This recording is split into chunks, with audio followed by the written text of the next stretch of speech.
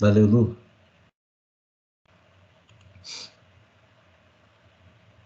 Bom, começamos a gravação. Se vocês quiserem abrir a câmera aí para poder ir vendo vocês também, porque fica bem estranho. Tô tendo o sentimento de um professor. E é só para a gente conversar, bem informal mesmo, sobre o que é universo quantitativo. E boa, Paulo, valeu. E, bom, a gente vai conversar um pouquinho aqui, mas antes eu queria dar alguns recados. Só deixa eu pegar aqui no WhatsApp quais vão ser os grupos que a gente já alocou, tá? Então, pera aí, deixa eu ver primeiro os de trainee. Então, a Ana vai ficar no mesmo grupo que o Fernando, o Gabriel Selem vai ficar no mesmo grupo que o Paulo Sérgio e o Radur vai ficar no mesmo grupo que o Lucas Carboni, tá? Então, esses são os grupos aí que a gente formulou. Depois a gente vai fazer um grupo no WhatsApp com cada um de vocês e vocês vão já estar alocados no grupo. Pro outro pessoal, deixa eu de novo olhar aqui, tá um pouquinho mais para cima. Para os sêniors e para os júniors vai ser misturado, então em arbitragem estatística ficou o Vitor Russomano com o Ricardo Villa, em Factor Investing Fábio, Luísa e a Bia, e HFT, Eike e o Bruno. Também, de novo, vamos criar os grupos no WhatsApp para vocês aí. Então, alguma dúvida? Não? Tranquilo, então, vamos começar. Bom, só deixa eu me organizar. É bem difícil isso. Tá bom. Não sei se vocês têm alguma noção do que é o mundo quantitativo já leram algum livro, mas basicamente essa capacitação é baseada no livro Inside the Black Box. Então, recomendo que vocês leiam, que é muito bom, vai dar uma ajuda até para vocês entenderem um pouco dessa apresentação. Então, introduzindo um pouco do que é o universo quantitativo, o universo quantitativo é basicamente isso. É esse daqui. Não sei se vocês estão vendo meu marcador. Quando eu risco aqui, vocês veem, né? A gente vê sim. Beleza, deixa eu apagar então. Tá. Então, o universo quantitativo é isso. Isso o quê? É basicamente um monte de tela, um monte de computador, um monte de sistemas operando o mercado financeiro. E, bom, isso gera muitos pontos positivos, mas também gera muita discussão sobre se isso realmente é bom, se não é a causa, por exemplo, acho que vocês já devem ter ouvido, de várias crises, como por exemplo a de 2008, a de 98. Então, o pessoal eles têm essa discussão. E para a gente poder ter os dois lados de que é um fundo quantitativo, eu trouxe aqui dois exemplos, né? Bom, o primeiro deles é o Renaissance, que é absurdo esse fundo de bom. Ele tem aí retornos anualizados médios ali cerca de 40%. Então, realmente é muito alto, muito alto. Um fundo quantitativo aí bastante invejável. E, por outro lado, a gente tem um fundo quantitativo que deu errado. Se você olhar o LTCM, né, que é a linha azul, vocês vão ver que realmente deu bastante errado aí na crise de 98. Mas até 98, eles rendiam cerca de 30% ao ano. Então, basicamente, a gente vai analisar o porquê eles caíram desse jeito, mas só para vocês terem uma noção, há muita discussão se foi realmente um erro quantitativo ou se foi um erro humano mesmo, de saber o que é o risco e como mensurar esse risco, tá?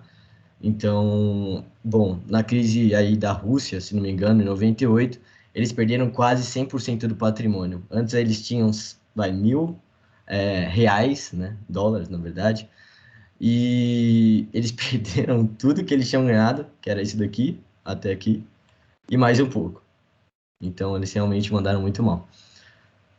Bom, e o que a gente tem de discussão também? A gente tem, por exemplo, o The Wall Street Journal criticando bastante, se vocês lerem aqui essa parte em vermelho, os fundos quantitativos. Então, falando como a ciência da computação, etc., destruiu Wall Street, é bem dramático, assim. Então, eles realmente não gostam, muitas pessoas não gostam. Mas, por outro lado, a gente tem o número de buy-side orders crescendo cada vez mais, mostrando que praticamente todos os fundos quantitativos, né, todos não, mas a maioria tem se voltado para usar realmente sistemas de informação, que são computadores, etc. Então, a gente pode ver aqui, isso daqui fui eu que fiz, tá? Então, tipo, 37 para antes aqui, fui eu que estimei esses valores a partir dos 58. Então, basicamente, é uma linha exponencial, se vocês olharem aqui, do quanto esse tipo de ordem, que representa aí o uso de computadores, por exemplo, estão crescendo ao longo do tempo. Isso em 2008, tá, time? Então, realmente cresceu bastante. E aí surge também pessoas defendendo, né? Como se não me engano, o diretor da Bolsa de Valores de Frankfurt. Bom, não lembro agora, mas ele diz que os fundos quantitativos são aqueles que tomam os riscos que ninguém quer e eles aumentam a liquidez do mercado. Então, eles acabam beneficiando todos os participantes do mercado, uma vez que eles tomam os riscos e também tem alta frequência de trading, então aumenta a liquidez e isso gera benefícios para todo mundo, certo? Se vocês tiverem dúvida, eu sei que o Paulo, se não me engano, é do primeiro semestre, sobre o que é liquidez, isso aqui, pode me perguntar, estou assumindo que vocês saibam, sei lá, conjugo esse verbo, mas, bom, vão perguntando aí, não fiquem com dúvidas, tá? Não vou fazer pausa, mas fiquem à vontade para me interromper. Bom, e quais são as vantagens e desvantagens aí dos fundos quantitativos? Para a gente ter bem sistematizado, já que a gente vai fazer isso bastante aí, sobre sobre o universo quantitativo, basicamente. Então, a primeira vantagem que eu elenquei aqui foi o raciocínio profundo, tá? E o raciocínio profundo, ele foi exemplificado aqui por James Simons, ou Jim Simons, também chamam ele assim. Ele é bem famoso porque ele é do Renaissance, aquele exemplo que eu trouxe lá muito bom. E ele fala que, basicamente, o que aconteceu é que os fundos quantitativos eles têm uma abordagem científica. E essa abordagem científica traz benefícios muito maiores do que somente as computacionais, etc. Então, tem dois pontos aí. O computador em si e a abordagem científica. Bom, a primeira delas vamos pensar que o computador ele precisa de uma receita lá para fazer a estratégia. Então, vamos supor que a gente quer achar ações baratas. Então, você vai lá e escreve no seu computador, ache ações baratas, com certeza vai dar errado. Qual é o ponto de se usar um computador? Você tem que definir o que é achar, você tem que definir o que são ações e definir também o que é ser barato.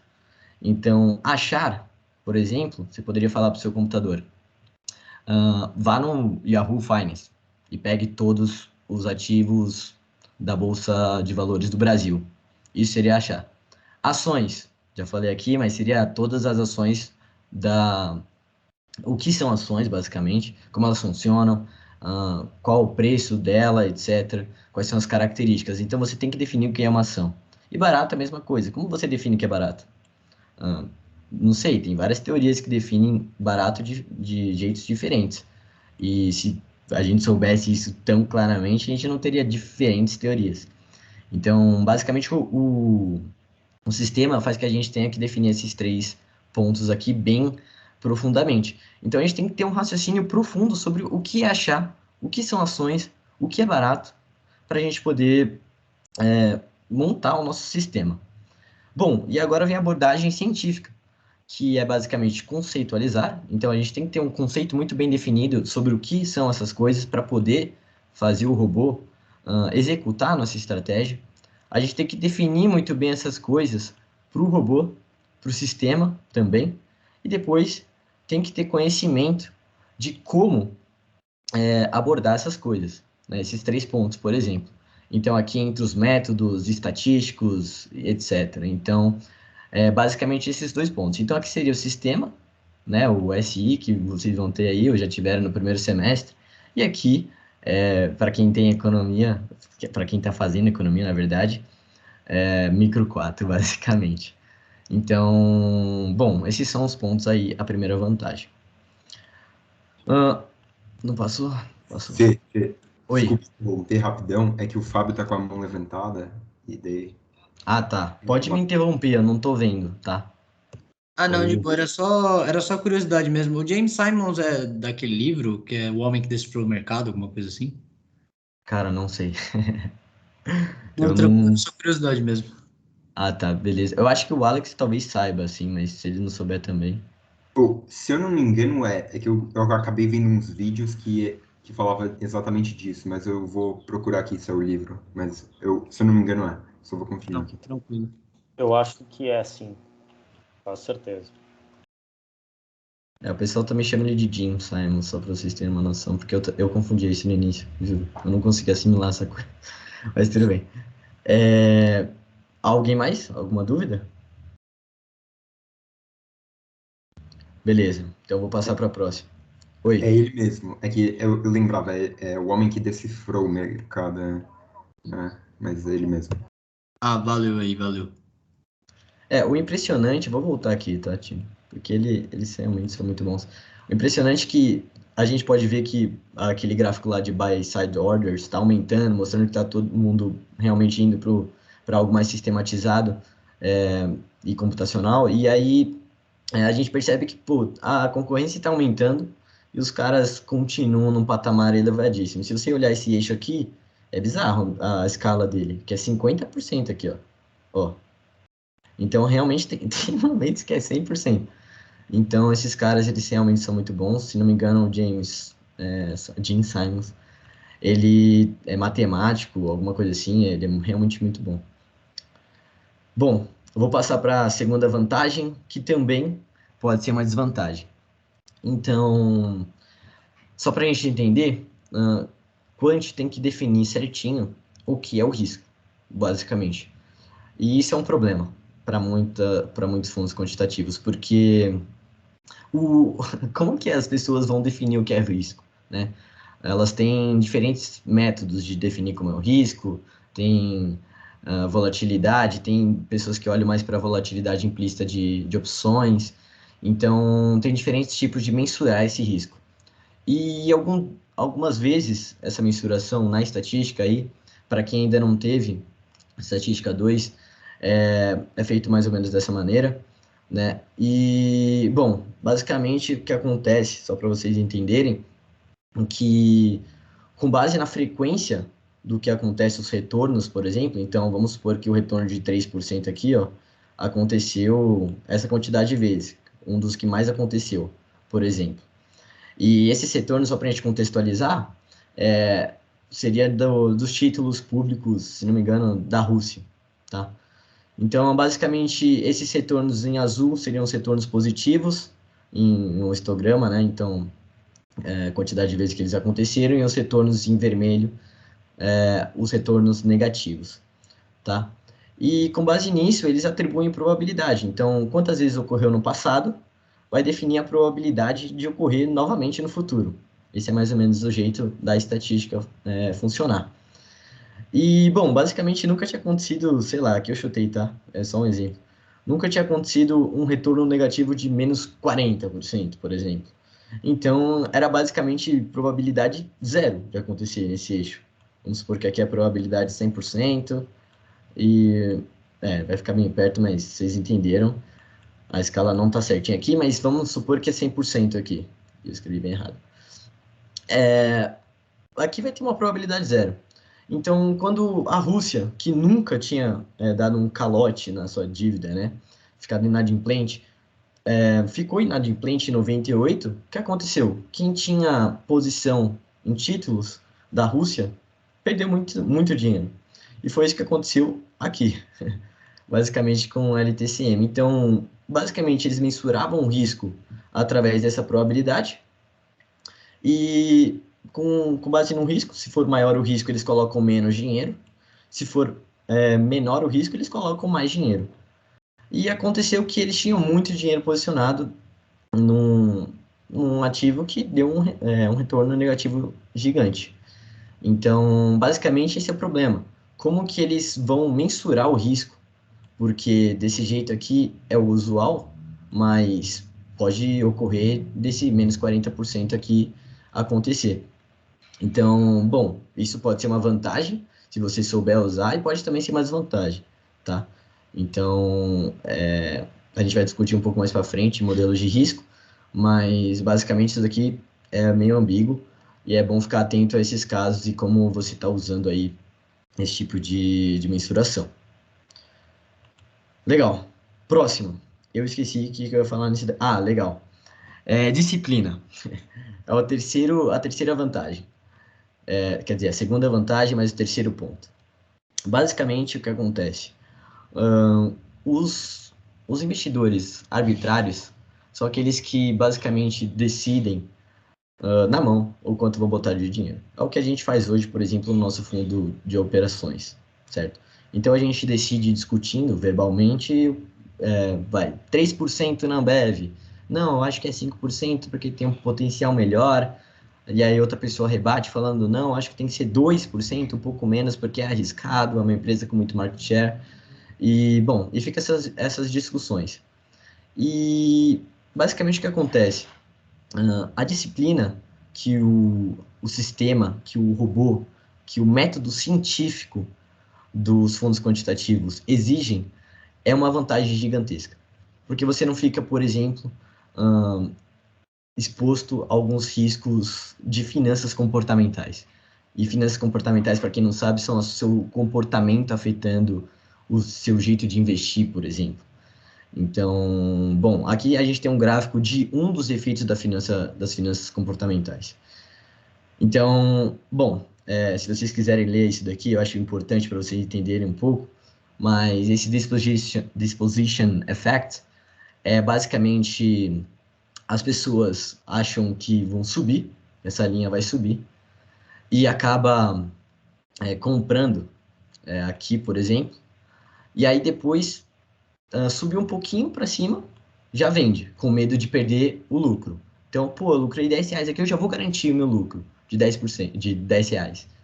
E aí, se cai, tem esperança. Fica, não, tenho certeza que vai subir. E aí cai mais. Fala, não, agora eu tenho certeza, pô. E aí fica caindo. E sempre vai tendo a certeza. E basicamente isso se traduz no seguinte: os ativos que sobem, as pessoas vendem rapidamente. Ou seja, tendo lucros pequenos. Os ativos que descem, elas ficam esperançosas e acabam segurando os ativos que estão caindo. Então, você se livra de ativos bons, que estão subindo, e segura ativos ruins. Isso é um dos efeitos das finanças comportamentais.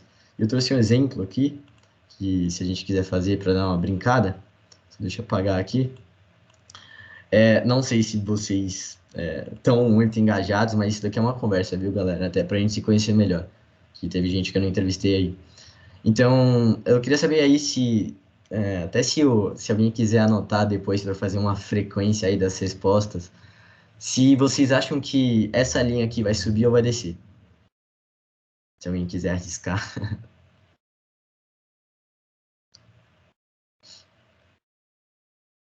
Essa linha azul do gráfico esquerdo? Para ver, você compraria aqui, eu vou mudar a pergunta um pouco, rapidinho. Você compraria um ativo aqui, vamos supor que é Ambev, vai. Nossa, não dá para escrever com o mouse, cara. Tá, Ambev e aqui é o tempo. Vou escrever só um Tzinho. Você acha que você compraria, dado esse movimento aqui anterior, esse ativo, ou não?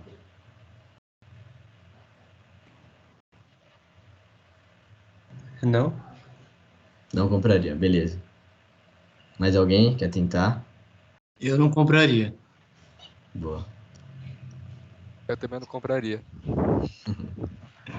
Tranquilo. Mas, basicamente, ele subiu aqui, deu uma leve recuada. E agora, alguém compraria nessa baixa ou não? Pode mandar no chat aí, que aí alguém anota. Também vou ficar olhando aqui, peraí. É meio difícil. Se quiser, eu posso mostrar um exemplo também na própria plataforma. Tô achando que vai cair mais. Então não compraria não. Vou passar. Subiu. E aí? E aí? Mais alguém? Não compra, vai perder a oportunidade. Ainda não. Agora que eu já falei, né, dos position effects. Tudo bem, eu vou passar aqui mais rápido. Então, caiu. Uma boa oportunidade para comprar. Vamos supor que a gente comprou. Ah, agora subiu, eu vou garantir meu lucro. Esse pedaço aqui de subida. Ah, caiu de novo, mas, pô, tá parecendo que tá se mantendo, etc. E basicamente, vamos supor que agora a pessoa comprou. Pera aí, deixa eu passar um, para eu cair no bait. Aqui, eu comprei aqui, falo, não, tá muito bom, vai subir de novo. E aí começa a cair. Aí sobe um pouquinho, a pessoa fica esperançosa, cai de novo. Aí sobe um pouquinho, mais esperança, cai. E assim vai, e aí ela comprou aqui e vende aqui, perdendo muito mais, percentualmente. Então esse é o Disposition Effect aí. Se vocês quiserem ler, tenho aqui o artigo que eu peguei, tá? É bem legal esse artigo.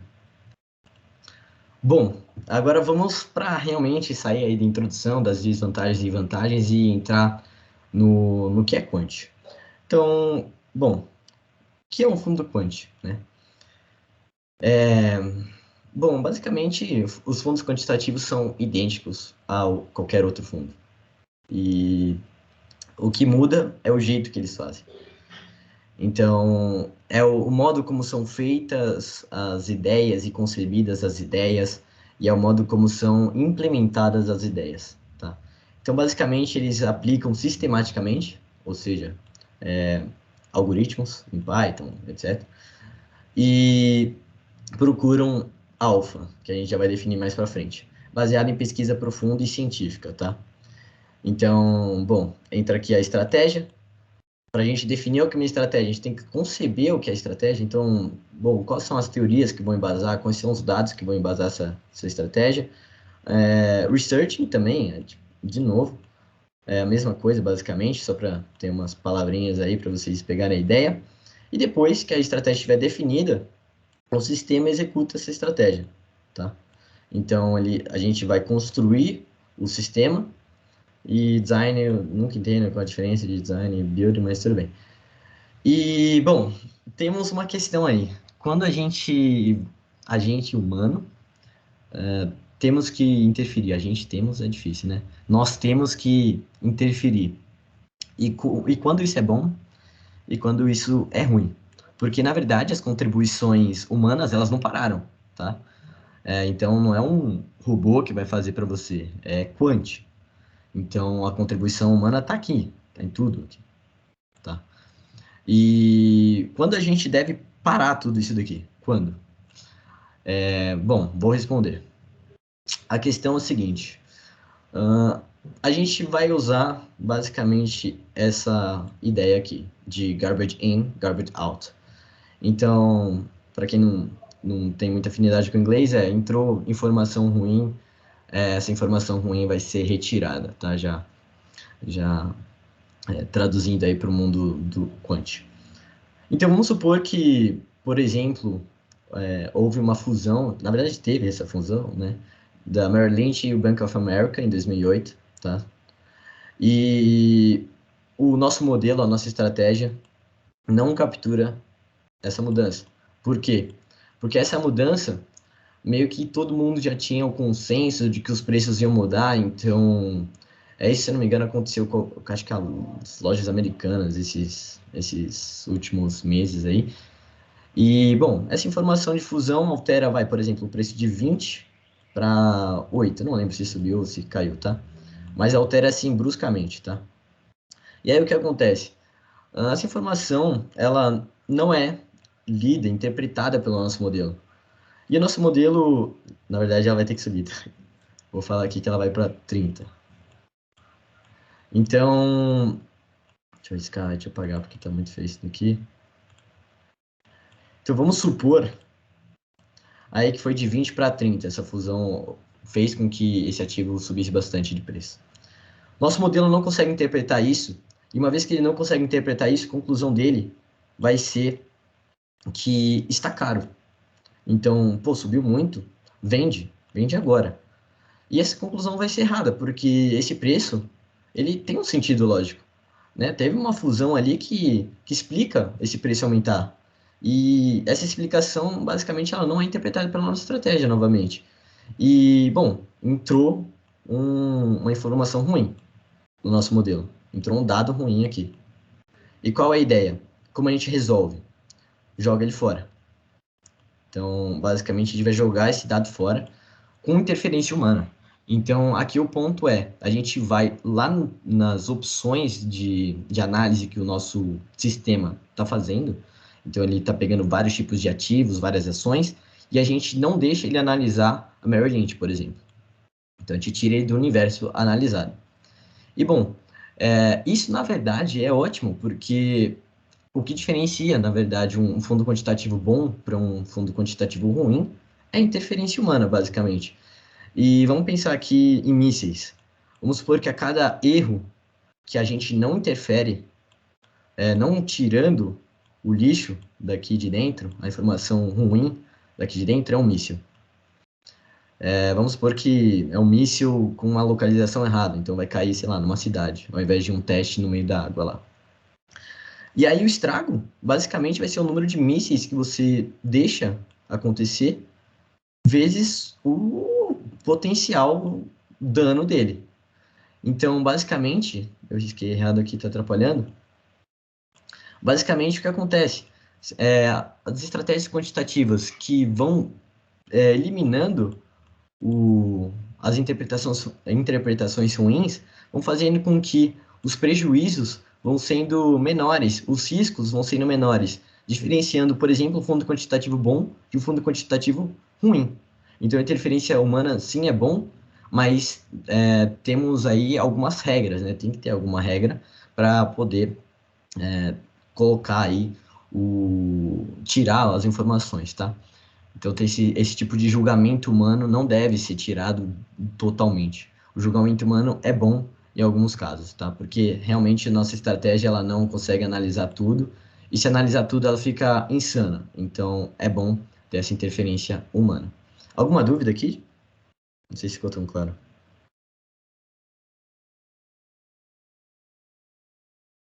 Beleza, vou passar então.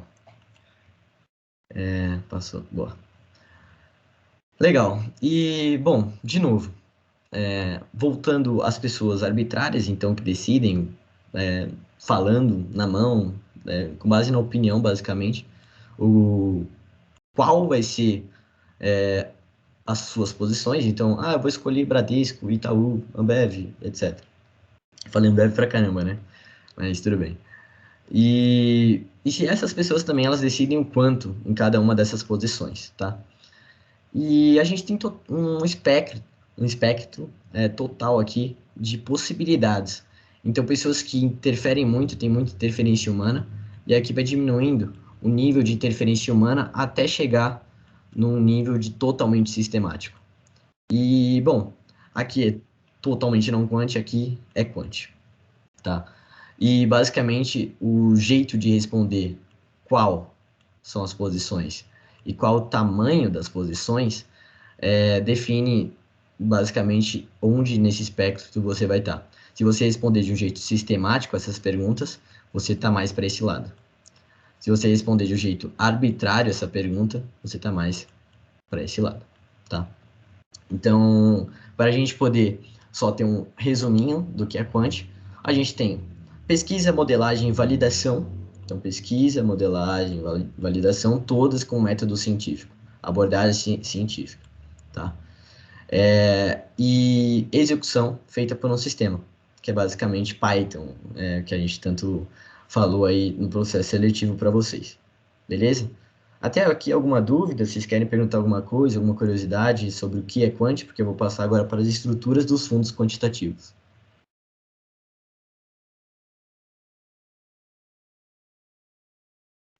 Beleza. Legal. Putz, acho que tem animação aqui. Eu odeio animação porque vai me confundir, mas tudo bem. Basicamente o que a gente tem aqui, nós temos 3 tipos de modelo dentro dos fundos quantitativos, tá? os alpha models, que são os otimistas, que respondem o quanto de retorno você vai ter com determinada estratégia. Então, eles meio que preveem o futuro, o preço futuro de um ativo e fala, putz, vai subir no futuro. Ou não, vai descer, você deve vender ou comprar tal ativo. Então, eles respondem essa pergunta, quanto de retorno. Os modelos de risco, eles explicam quão arriscado vai ser. Então, eles explicam quais são os riscos e definem aí, basicamente quais são os riscos. Riscos sistemáticos, específicos e riscos da estratégia, por exemplo. Porque o modo como é montada a estratégia aqui de Alpha Model para ganhar dinheiro, às vezes gera um risco a mais, pelo modo que ela é montada. Às vezes até o tipo de ativo, se for um derivativo, se for uma ação, muda também o nível do risco, tá?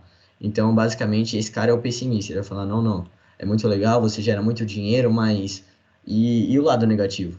Então, esse cara vai responder. E, bom, eles vão trocar informações aqui, vão gerar informações, basicamente, e também temos os modelos de custo. Então, quanto custa? Né? Temos emolumentos aí para pagar, temos para B3, temos corretagem para pagar para as corretoras, e em casos de grandes quantidades de dinheiro, a gente também tem, por exemplo, impacto de mercado, né? Então, tem essas coisas aqui dentro, tá? Eu não lembro se o impacto de mercado entra aqui ou no próximo modelo que vai aparecer. Mas, bom, basicamente isso. E ele fala assim, bom, para você transacionar, você vai gastar tanto, tá? Então, para executar a estratégia alfa, você gasta tanto. Passando, todos eles vão gerar informações que vão ser interpretadas pelo Portfolio Construction Model. Que é falar, tá, qual é a melhor combinação das informações que vem de quanto eu posso gerar de dinheiro, quais são os riscos de gerar o dinheiro e quais são os custos de gerar esse dinheiro. Porque, às vezes, o custo supera a minha expectativa de grana, então não vale a pena. E aí ele monta aí um portfólio, mostrando, por exemplo, definindo as porcentagens em cada ativo, tá? Então, ele que vai responder essa pergunta de qual a melhor opção de portfólio, qual a melhor combinação entre esses ativos, por exemplo, que a gente pode ter, tá? Legal. Próximo modelo é o Execution Model, tá? Basicamente, o que ele vai definir?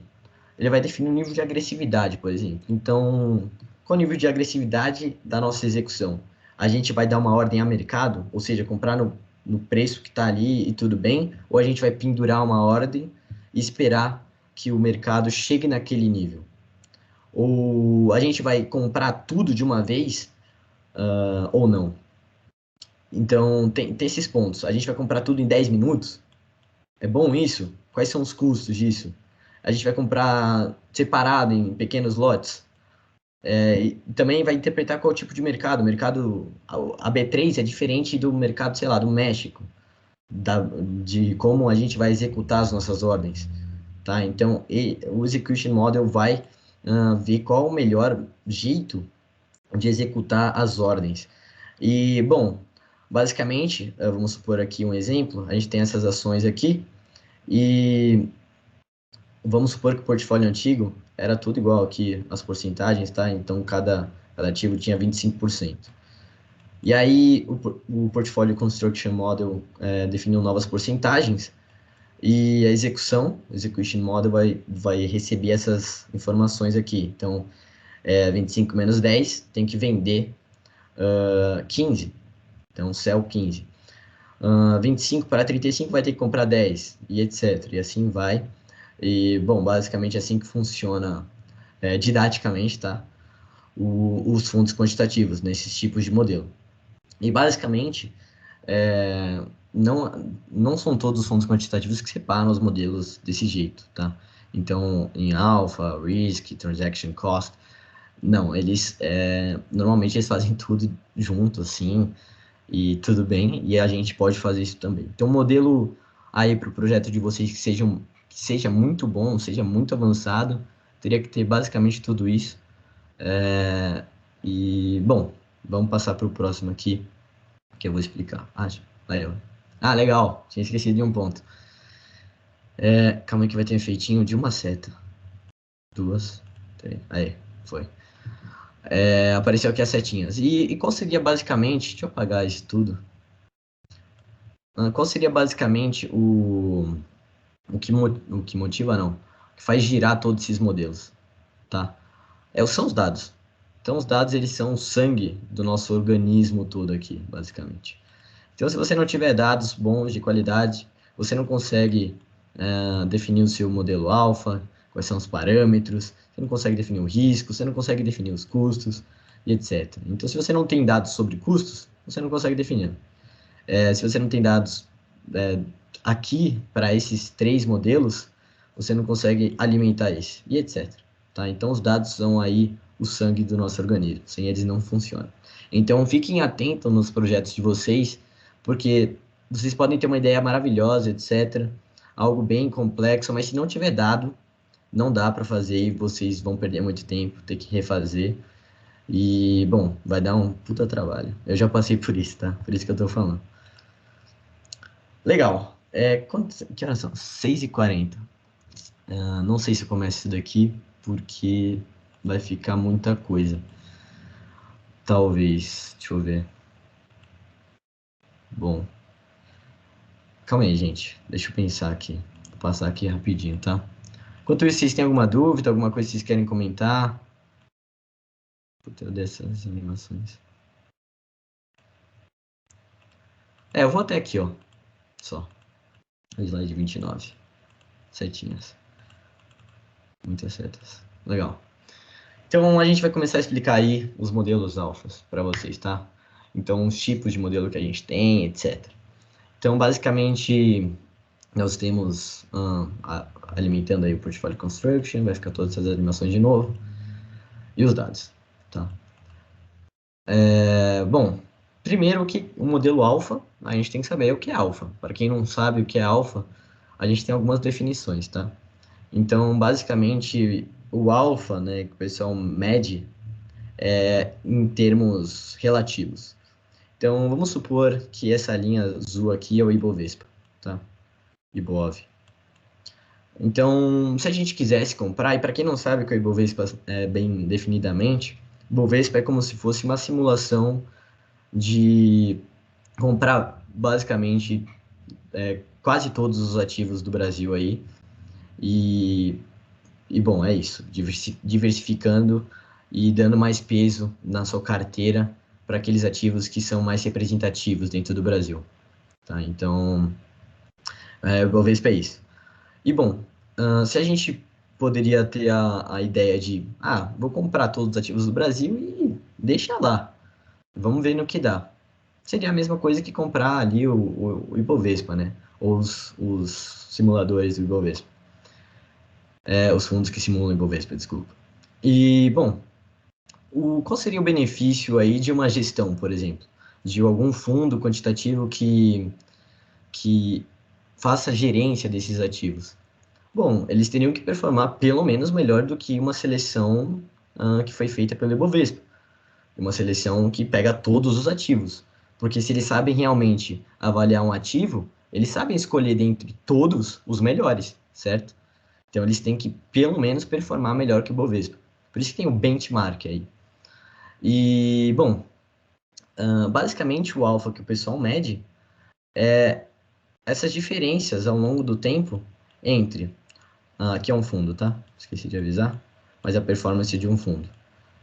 As diferenças entre os rendimentos do fundo e o rendimento do Ibovespa. Então, se o fundo estiver superando o Ibovespa, quer dizer que sim, tem um valor adicionado por existir uma gestão de ativos, né? Então, bom, basicamente isso. Mas o ponto é, o quanto dessa gestão de ativos é sorte e o quanto é realmente habilidade. Então, o livro Inside Black Box, eles definem alfa como uma coisa diferente, tá? Eles definem alfa não essa diferença entre o Ibov aqui ao longo do tempo. Lógico, é uma regressão linear, tá, gente? Então, não é exatamente isso daqui. Mas só para vocês pegarem a ideia, que é essa diferença aqui entre a linha azul e a vermelha. E a definição do livro, que eu estou me baseando aqui para essa apresentação, é que o alfa é a habilidade de escolher no tempo certo e o tamanho certo das posições dos ativos. Tá? Então, um ativo não é sempre barato, não é sempre bom ficar posicionado. Não é aqui de 2021 até o ano 5000 que a gente vai ficar posicionado num ativo. Não. Tem que ter um time. Você tem que escolher aí o tempo bom e um tempo legal. Então, o alfa basicamente vai representar isso. Se você escolher num tempo melhor do que os outros, você vai ter um alfa maior do que os outros, tá? E mesmo assim, você tem que escolher o tamanho certo, tá? Então, o alfa também mede essa habilidade de você escolher o tamanho certo na hora certa, tá? Então, essa é a definição que eles dão para não confundir. Então, são essas duas definições, tá? Vou fazer uma seta. Então, valor adicionado e alfa. Essa daqui é a definição do livro que eu particularmente gosto mais. Tá, então, só para a gente finalizar aqui a nossa conversa de hoje, é o seguinte: para a gente conseguir o alfa, a gente tem que nos expor, nós temos que nos expor a um possível, a um risco maior, tá? Então, basicamente é o seguinte: na hora que eles selecionam dentro do Ibovespa algumas ações, eles escolhem lá, eu quero ação 1, eu quero ação 2, eu quero ação 3. Eles estão escolhendo riscos para se expor. Toda aposta, basicamente, que a gente faz, lógico que aqui é baseada em teoria, tá? Mas toda aposta que a gente faz em um ativo, a gente está exposto a algum risco daquele ativo. Então, basicamente, para a gente conseguir alfa, para a gente conseguir superar o Ibovespa, a gente tem que conseguir, a gente tem que abdicar um pouco de segurança e nos expor um pouco mais a alguns riscos, tá? Mas são riscos calculados, riscos desejáveis, que a gente quer se expor, e não riscos que a gente nem saiba que exista, ou que venham, sei lá, por algum motivo extra aí que vocês vão ver mais para frente aqui na capacitação. Então, bom, acho que por hoje foi isso, gente. Eu vou parar aqui de compartilhar. Se vocês tiverem alguma dúvida, só para não ficar maçante, vou parar de compartilhar, vou olhar no olho de vocês aí. E o que vocês acharam aí da capacitação? Foi boa? Vou parar aqui a gravação também. Não vou não, porque se vocês tiverem dúvida, vocês podem tirar. Então, antes de eu perguntar sobre feedbacks, alguém tem alguma dúvida sobre algum ponto? Se quiser que eu volte a compartilhar os slides, etc.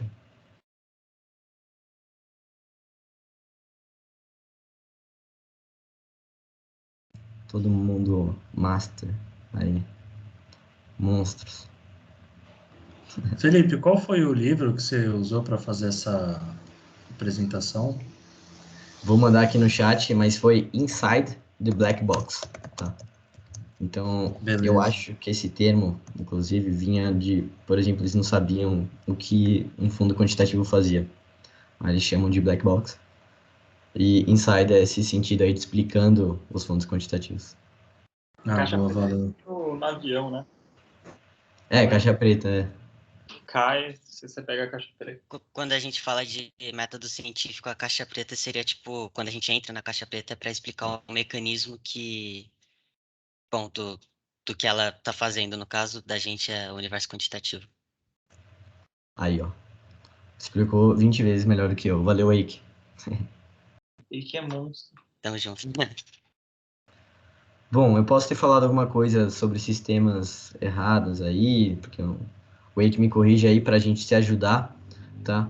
Eu posso ter... Também o Alex, se quiser complementar, o Augusto aí, alguma coisinha que viram, que talvez expliquei que indica alguma coisa errada, agora é a hora, mas se tiverem dúvidas também, perguntem, gente. É pra perguntar.